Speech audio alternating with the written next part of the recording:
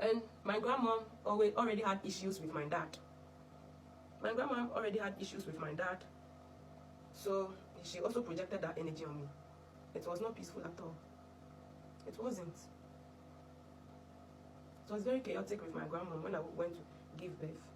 So I went through it. I didn't even live there peacefully. I ran away. It is in the other book. It is on Agosiamun Goddess. If this story interests you, you can go and watch it there. So I had to run away with my kid. I came back to Accra. No, I went to Osino to hustle there. I hustled there. My mom, Esther was attacked with some sickness. My mom even came to Osino just to see if I was really at Osino. She came and she never spoke to me. I was following her around like a sheep. As she called me, she always called me a sheep. I was following her around and she never bothered to say a word to me. I was trying to speak to her, cry. I was crying, following her, trying to. All she said is, I don't want people to even see that I gave birth to you. Get away from me. I don't want anyone to see that I'm your mother. I'm even ashamed. Like she just say things, then I'll give up and leave her. I hustled, then I brought Esther with her sickness to my mom.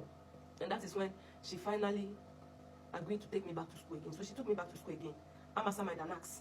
But that time, the second schooling, I don't know, for some reason, I felt like I loved cooking. My father was a chef. And because I loved him, I loved everything about him. And right from childhood, I started showing that part of me, loving cooking. I loved what he did, so I tried to take his steps. And already I'm a seer like him. So I wanted to do everything like him. So I love cooking. So when I went back to SHS, I went to learn catering. And home economics. For that one, I completed. But before I would complete, the chaos never stopped. Because I went back to SHS, my brother was in university. And he wanted to treat me like a younger one. Because I'm in SHS, he wants to look through my notes and my exams to see how I'm doing at school. Like I'm some kid. They are trying not to understand me one bit. Like I'm not a human being. It is all about them. And it was so annoying. How? So we agreed on I have to leave. My mom had a house at Amasama Ubeyi. So I had to go and stay in that house and school while they live in Dome. So weekends I'll come and help my mom and wash Esther's clothes. That was the agreement. But because of how they were treating me once more, sometimes they would even say some things that when I tried to speak, my mom would end up beating me. There was one day my mom she beat me up and was doing that to me. And my girl thought that it was maybe some place. So when I picked her up, she would be pulling my mouth. That was Esther. She was just 2 years. She would be pulling my mouth. I had to stop it. I had to train her to stop it. So the weekends I stopped going home. But I had to go home to get money. I had to go home to get money and food for school. But I stopped going home. Because the house was an uncompleted building. But we had gates front and back. My mom decided to open the back. And the back is facing cemetery. The back of our house, it is still there. The back of our house is facing a cemetery. The front gate is there. My mom didn't give me the key to the front gate. They gave me the key to the back gate. And the back gate was just a burglar proof. But I ran and leave the house for them. I ran and leave for a reason. I'll come to that.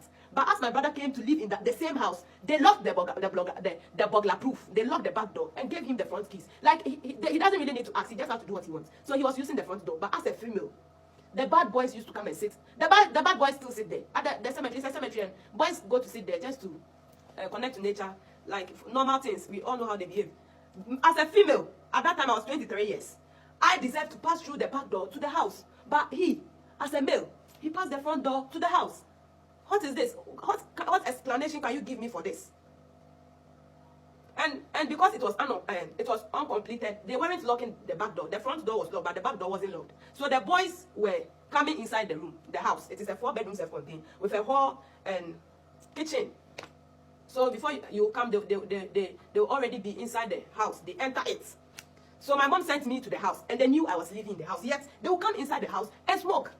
Okay, and at that time I wasn't smoking, so it was very annoying. I'll ask them, I'm here. Like sometimes they'll be sitting inside the kitchen. That's where I cook. When you come there, you see the coal pots and everything there. They will enter and be sitting there. They'll watch me start cooking and they'll be there. Like I'm their friend or their family. This is the landlord. This is the landlord. Are you competing with my mom's property or what? So I complained to my mom about it that, hey, these boys, when I come, they are also there. As I'm cooking, they're smoking. Right by me. Please do something about it. Hey, you are very chaotic. You are very chaotic. What have I done? You came to meet the boys living in the house. Before the day I even sent you there, they were smoking in the house. You saw them. Why do you want us to send them away? But when my brother went to the house, they made sure the security was so tight that no one will even come in front of the house. They made sure they lock front and back, so that nobody would disturb his peace.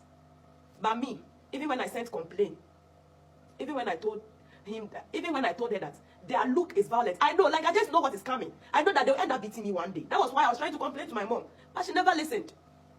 And what was making them angry is I'll cook the food and take the food away. I won't give them because you are not behaving like human beings. One of them lived just behind our house. This is their house. This is the cemetery. Okay, and we were just in front of them. So you can see the cemetery through our windows. This guy will come and be sitting with me inside the room. And it is very annoying. How do you expect me to give you food? You are not behaving like a human being. So I'll just cook and put my food inside. And it was really annoying them. They were always plotting. The slightest chance they get, they'll beat me up. They were always plotting. And I knew it was near. I knew that one day they'll beat me up. So I started becoming afraid. I had a classmate in that Obeye, back from JSS. And he was a very good, he was very close to me because we lived in Dormy, we grew up in Dormy, we both attended the same school, and he was very funny, so I liked him as a brother. And he also introduced me to his friend, who is my last born's father. Okay, and this guy also lived in the same area with me. So for some reason, we just became tight friends, because we behave like each other. I don't care, like we just do everything. Like, he even taught me how to smoke. Because the friendship became very tight.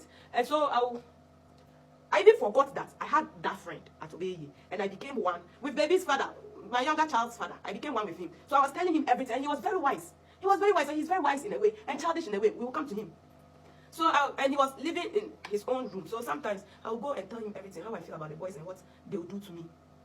That I'll stay in the room. I'll stay in his room. Sometimes I even sleep off in his room.